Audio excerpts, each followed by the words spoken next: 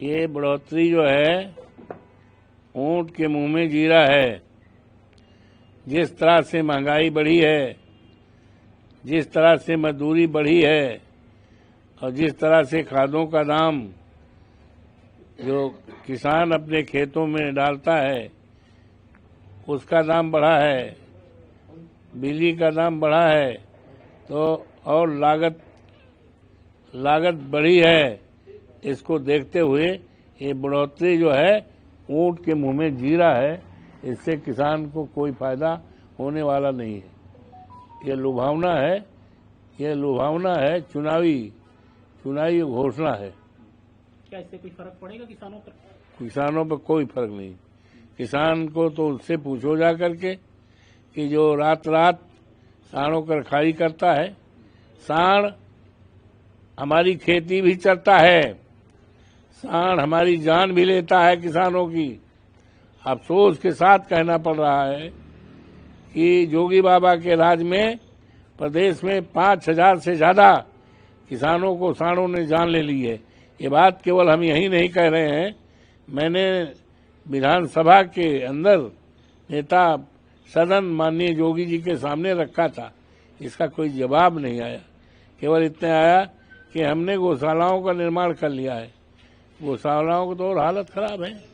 गायें बिना पानी के, बिना वहतार के, बिना चराहा के, बिना दवाई के मर रही हैं। कहीं भी गौशालाओं पर निरीक्षण किया जा सकता है। दूसरा सवाल है, श्रीनगर जम्मू कश्मीर पीडीपी द्वारा पेश किए गए एंटी बुलडोजर बिल पर जम्मू कश्मीर के उप मुख्यमंत्री सुरेंद्र चौधरी कहते हैं, अगर पीडीपी वास्तव में जम्मू कश्मीर को लोगों के लिए बिल लाना चाहती है तो कम से कम हमसे बात करती। जो भी पार्टी जम्मू कश्मीर के हित में बिल लाती है, एनसी आजादी के लेकर के आज तक जम्मू कश्मीर हित के फैसले पर लेती रही है। उधर एनसी इस बिल के खिलाफ नहीं है या विरोध नाटक के लिए लाया गया है, तो आप एनसी इसके समर्थन करने की उम्मीद कैसे कर सकते हैं? यहाँ तक बुलडोजर चलाने की बात कही गई है, बिल पेश किया गया बुलडोजर। तो मैं तो वकील भी रहा हूँ, मैं सीआरपीसी जानता हूँ, आईपीसी जानता हूँ, इंडियन पैरेंट कोर्ट के प्रावधानों जानता हूँ। कोई भी आरोपी है, बड़ा से बड़ा जुर्म कर दे तो व्यवस्था है सजाए मौत तक, आजीवन कारावास तक। लेकिन बुलडोजर चलाने की कहीं कोई व्यवस्था नहीं। बुलडोजर अगर किसी के घर में चलता है तो उस घर में उसका बूढ़ा बाप रहता है, उसकी माँ रहती है, उसके बेटे रहते हैं, उसका परिवार रहता है। बुलडोजर चलाने से पूरा घर ध्वस्त हो जाएगा। और मान लीजिए गांव का घर का कोई एक अकेला मेंबर है और उसके ऊपर आरोप है, तो आप पूरे परिवार को आप दंडित करने जा रहे हैं। ये पूरी तरह से नादिरशाही है, तानाशाही है। स्वतंत्र देश में इस तरह के बिल जिसमें घर पर बुलडोजर चला जाए, कोई आवश्यकता नहीं है। बिहार चुनाव 2025 के लिए महागठबंधन द्वारा अपनी घोषणा पत्र जारी करने पर बीजेपी के राष्ट्रीय प्रवक्ता अजय आलोक कहते हैं, तेजस्वी यादव ने तेजस्वी प्राण घोषणा पत्र लॉन्च कर महागठबंधन का पुतला जलाया। घोषणा पत्र पर राहुल गांधी, मुकेश सहनी, लालू प्रसाद यादव, राबड़ी देवी का कोई तस्वीर नहीं थी। वे वक्त संशोधन अधिनियम को कैसे रोक सकते हैं? ऐसा है, जहां तक महागठबंधन का चुनाव घोषणा पत्र है, ये हम लोगों के लिए, इंडिया गठबंधन के लिए, समाजवादी पार्टी के लिए, इंडिया गठबंधन के लिए, माननीय अखिलेश जी के लिए, माननीय राहुल जी के लिए, माननीय जो हमारे मुख्यमंत्री के उम्मीदवार हैं लालू यादव, सबके लिए ये घोषणा पत्र जो है वो ऐसा दस्तावेज है जैसे धार्मिक दस्तावेज होता है और उसका लोग अनुसरण करते हैं, उसके अनुसार काम करते हैं। तो ये पूरी तरह से दस्तावेज में जो बातें कही गई हैं, घोषणा पत्र में जो बातें कही गई हैं, हमारी गठबंधन की सरकार बनेगी तो उसको समय के अंदर अंदर उन सारी घोषणाओं को पूरा किया जाए। ये तो भारतीय जनता पार्टी है, घोषणा कुछ करती है और काम कुछ करती है। जैसे हमारे प्रधानमंत्री जी ने कहा था, भाइयों बहनों हमारी सरकार बनाओ, हर साल 2 करोड़ नौकरी देंगे, तो 11-12 साल तो हो गया, कहाँ नौकरी है।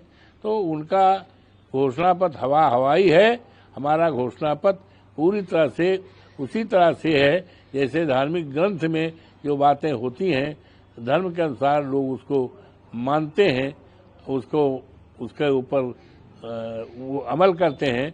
उसी तरह से हमारा ये दस्तावेज नहीं है, घोषणा पत्र हमारे लिए ग्राह्य है, उसको सरकार बनने पूरा करेंगे। एसआईआर के दूसरे चरण में केरल के मुख्य निर्वाचन अधिकारी डॉक्टर रतन यू केलकर कहते हैं, हमने पिछली बैठकों में सभी राजनीतिक दलों को बार बार बताया कि एसआईआर का इरादा यह सुनिश्चित करना है कि सभी पात्र मतदाताओं को मतदाता सूची में शामिल किया जाए। कोई आयोग निर्वाचन और मतदाता में सूची बनाए रखना जाना चाहिए।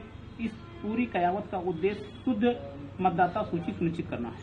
मैं उम्मीद करता हूं और भारत के चुनाव आयोग से कि मतदान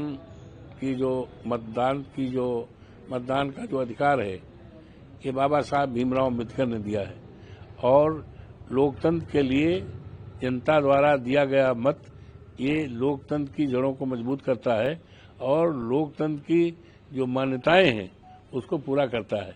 ये एसआईआर के बारे में जो बातें चल रही हैं, मैं पूरी तरह से उम्मीद करता हूं, आशा करता हूं कि चुनाव आयोग पूरी तरह से इस बात को सुनिश्चित करेगा कि देश का या जहां जहां एसआईआर लागू है किसी राज्यों में एक भी व्यक्ति का वोट रहेगा नहीं, छूटेगा नहीं, सूची में रहेगा और मत डालने का उसको अधिकार रहेगा, वो मत देंगे।